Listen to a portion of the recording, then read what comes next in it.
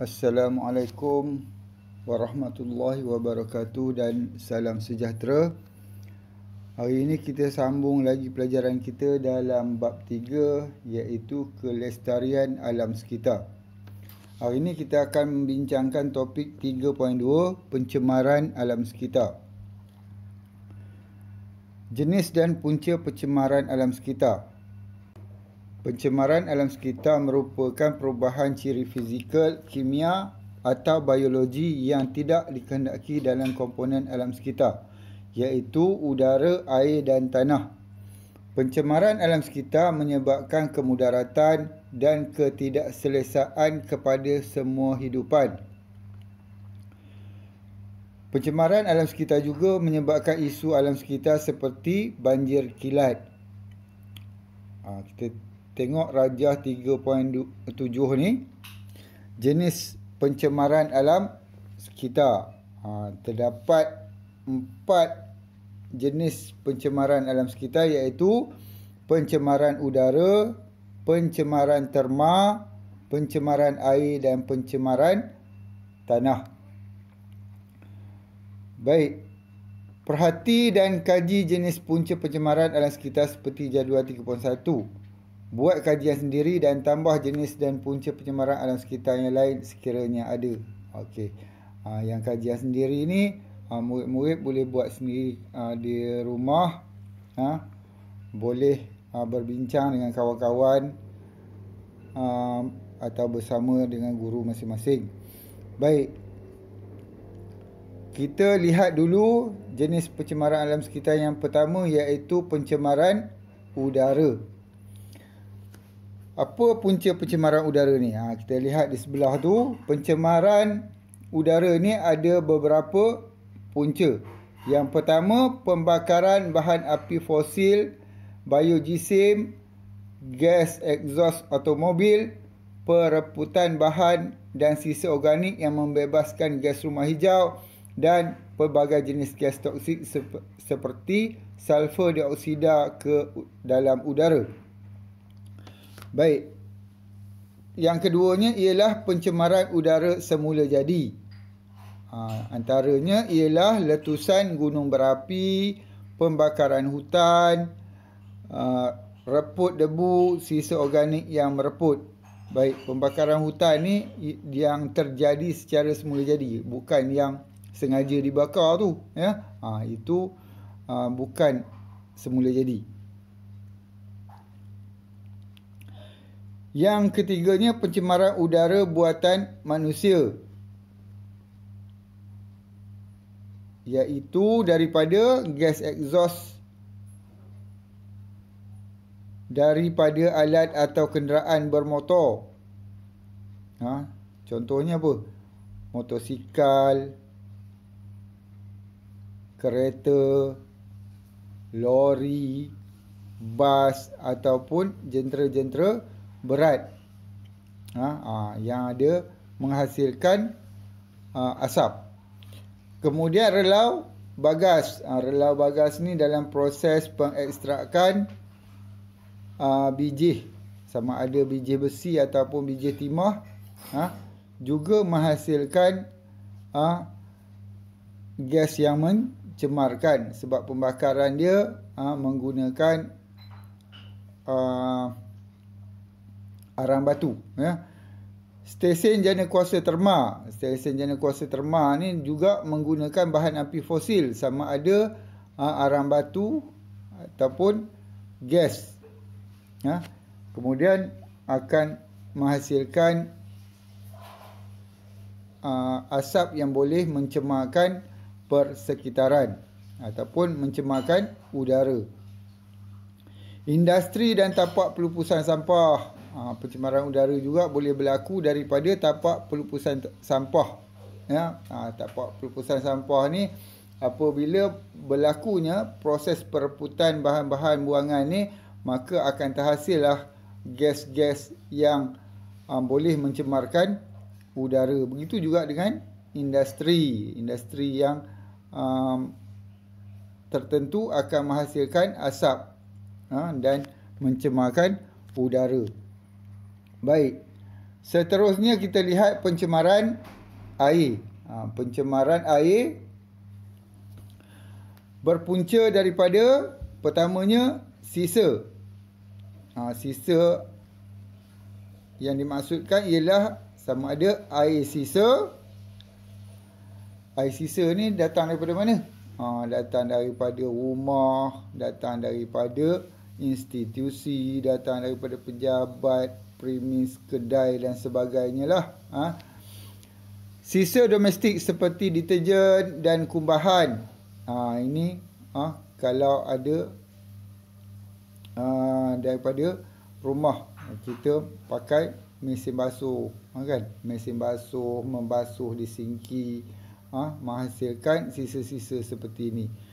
Begitu juga dengan kumbahan. Sisa pepejal seperti sampah sarap.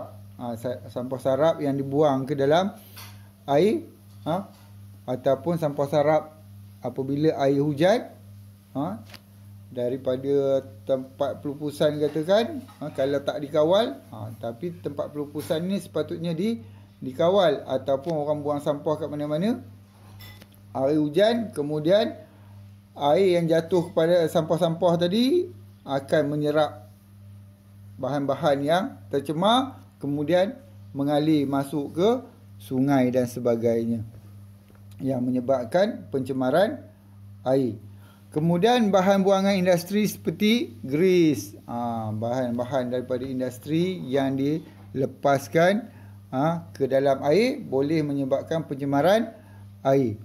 Yang kedua, bahan kimia yang digunakan dalam pertanian seperti baja kimia dan racun perosak. Bahan kimia dan racun perosak ni tujuan dia, baja kita nak suburkan tanaman, racun kita nak bunuh serangga yang merosakkan tanaman. Tujuan dia nak menjaga tanaman, tetapi kesan sampingan dia boleh mencemarkan air.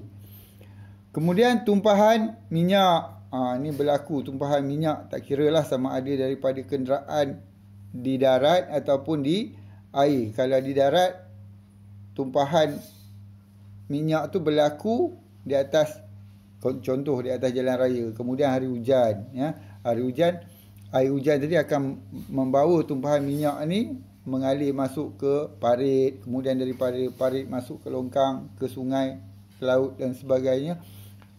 Ini akan menyebabkan pencemaran air. Begitu juga kalau di sungai ataupun di laut, ada kenderaan air, ada pengangkutan air yang tertumpah minyak dia. Ini akan menyebabkan pencemaran air. Baik, yang berikutnya ialah pencemaran tanah. Pencemaran tanah ada beberapa punca. Yang pertama, penggunaan baja dan racun serangga yang berlebihan. Kita nak suburkan tanah, kita nak racun, nak bunuh serangga perosak, akan menyebab secara berlebihan akan menyebabkan pencemaran tanah. Yang kedua, pengurusan sisa pepejal yang kurang sesuai. Macam mana kita nak menguruskan sisa pepejal? Sampah sarap, sisa-sisa daripada pertanian, daripada industri, daripada rumah, kita tak uruskan dengan baik, ini akan menyebabkan pencemaran tanah. Kemudian hujan asid. Hujan asid ni berlaku, kemudian jatuh ke dalam tanah, dia akan menyebabkan pencemaran tanah. Bahan-bahan galian dalam tanah tadi, ataupun mineral tadi akan rosak, menyebabkan kesuburan tanah akan jadi kurang subur. Kemudian sisa nuklear. Yang ini kalau kat negara kita mungkin tak berlaku ataupun kalau berlaku pada kadar yang sangat minima. Sebab kita kurang menggunakan bahan nuklear. Bukan tak menggunakan, tetapi sangat kurang. Jika dia dilupuskan dengan cara yang salah, dia akan menyebabkan pencemaran pada tanah. Begitu juga dengan sisa elektronik. Kita ingat bahan elektronik tak mencemarkan, tetapi sebenarnya boleh mencemarkan. Contohnya handphone rosak ke, ada radio rosak ke, atau apa-apa peranti yang rosak, kita buang je macam tu tanpa dilupuskan dengan cara yang betul. Ini akan menyebabkan pencemaran tanah. Baik, yang terakhir ialah pencemaran terma. Pencemaran terma ni, terma tu ialah suhu, suhu haba. Baik, apa yang menyebabkan kenaikan suhu ni? Penyahutanan. Penyahutanan, apa maksud penyahutanan? Kita menebang pokok-pokok di hutan akan menyebabkan hilangnya hutan ataupun kurangnya kuantiti hutan ni.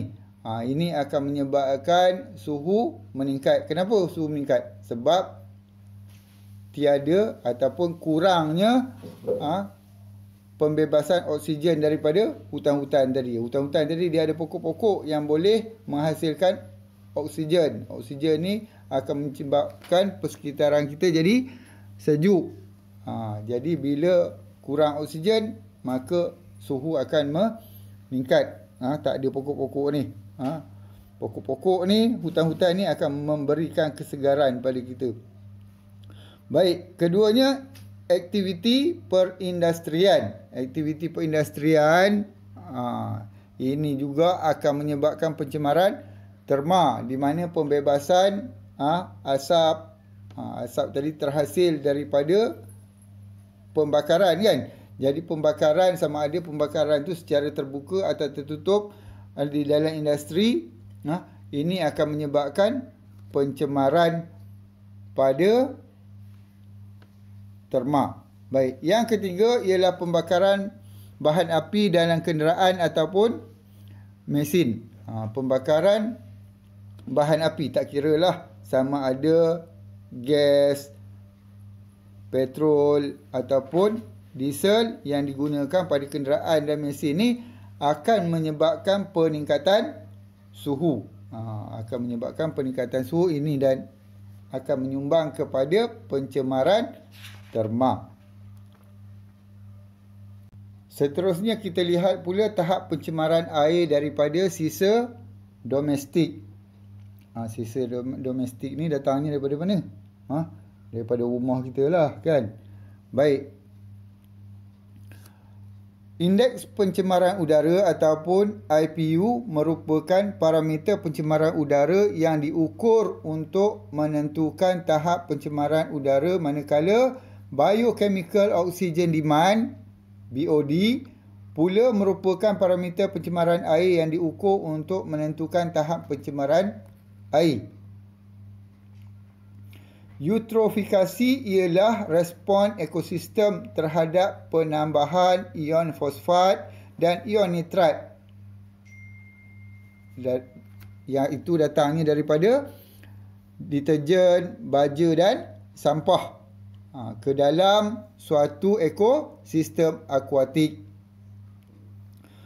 Pertumbuhan alga yang pesat dalam air yang mengandungi bekalan ion nitrat yang berlebihan adalah satu contoh eutrofikasi. Kesan negatif eutrofikasi termasuklah pengurangan kandungan oksigen dalam air yang boleh menyebabkan kematian haiwan dan tumbuhan akuatik. Perhatikan gambar foto 3.8. Mengapakah haiwan dan tumbuhan tidak dapat hidup dalam tasik seperti gambar foto tersebut? Baik, jika kita lihat pada gambar foto 3.8 ni, ini ialah contoh kesan eutrofikasi. Ini adalah disebabkan kandungan nitrat yang berlebihan di dalam air. ion nitrat yang berlebihan dalam air yang datangnya mungkin daripada deterjen, baja dan sampah, yang menyebabkan kalau kita lihat yang warna hijau ni banyak ni pertumbuhan alga secara berlebihan. Ini akan menyebabkan satu kesan di mana kandungan oksigen di dalam air tadi akan berkurangan. Apabila kandungan oksigen dalam air berkurangan, hidupan akuatik seperti ikan, siput, udang dan sebagainya, dia kekurangan oksigen. Bekalan oksigen tak ada, maka ikan-ikan ni ataupun hidupan ini akan mati. Ya. Ini adalah satu daripada contoh kesan eutrofikasi.